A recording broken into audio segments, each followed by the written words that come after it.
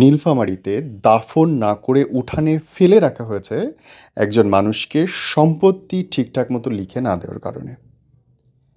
৬৫ বছর বয়স্ক মানুষটার আমি নাম নিচ্ছি না, যার দাফন অবশেষে হয়েছে স্থানীয় চেয়ারম্যানদের সহায়তায়, প্রশাসনের সহায়তায়, যে না, তাকে আর এখানটায় ফেলে রাখবেন না, তাকে দাফন করান।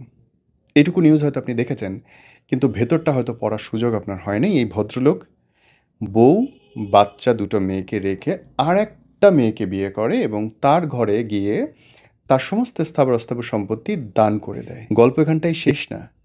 প্রথম পক্ষের বউ এবং দুটো বাচ্চা, বাচ্চা দুটো মেয়ে, এই মেয়ে দুটো কেমন করে বড় হলো, তারা কি খেলো না খেলো, পড়ালেখা কী করলো, তার দিকে কোনো নজর তার ছিল না।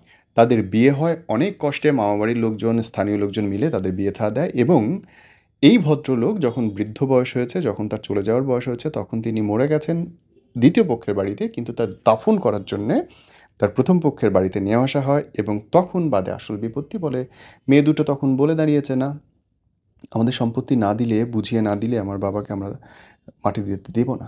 দেখেন, আপনি মেয়ে দুটাকে কিছুতেই আপনি দোষ দিতে পারবেন না, কারণ তিনি ইনসাফ করেন নাই। আপনি বউটাকে, প্রথম পক্ষের বউটাকে দোষ দিতে পারবেন না, যে তার স্বামী ছাড়া অন্য কোনো স্বামীকে গ্রহণ করে নেই।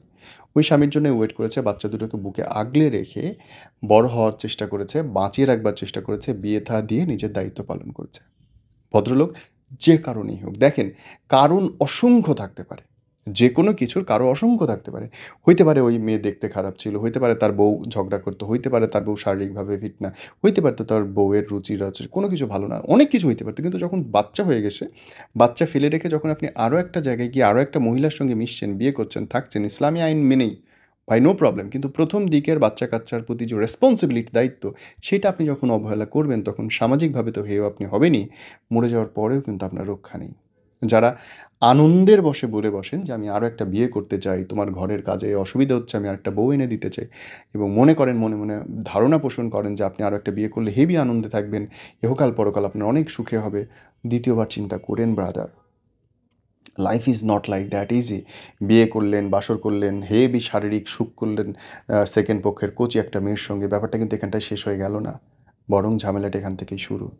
প্রথম পক্ষে যদি বাচ্চা থাকে, দ্বিতীয় পক্ষ বা প্রথম পক্ষের বাচ্চা নাও থাকলেও আরেকটা মেয়েকে রেখে ঘরে তার সঙ্গে নাইনসাফি করে আরেকজনের সঙ্গে আপনি যখন যাবেন, উপরালা ঠিকঠাক তার জবাব দেবেন। আজ পর্যন্ত আমি চ্যালেঞ্জ করে বললাম, আজ পর্যন্ত, রিপিট, আমি চ্যালেঞ্জ করছি, এরকম একটা মানুষ আপনি দেখাইতে পারবেন না যে অন্যায় করছে অন্য একটা মানুষের সঙ্গে এবং আল্লাহ তার বিচার দুনিয়াতে করে নাই। প্রত্যেকেই বিচার পাইছে, প্রত্যেকেই বিচার পাইছে।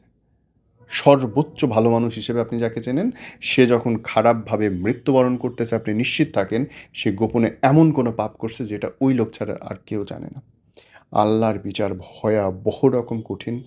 দোয়া করতে পারি শুধু, আল্লাহ আমাদেরকে তুমি রক্ষা করো, আমরা যেন বড় পাপ না করে ফেলি, কারো হকে যেন আঘাত না করি, কোনো এতিম বাচ্চা, কোনো নারী শিশু, কারো যেন কষ্ট না দিয়ে ফেলি।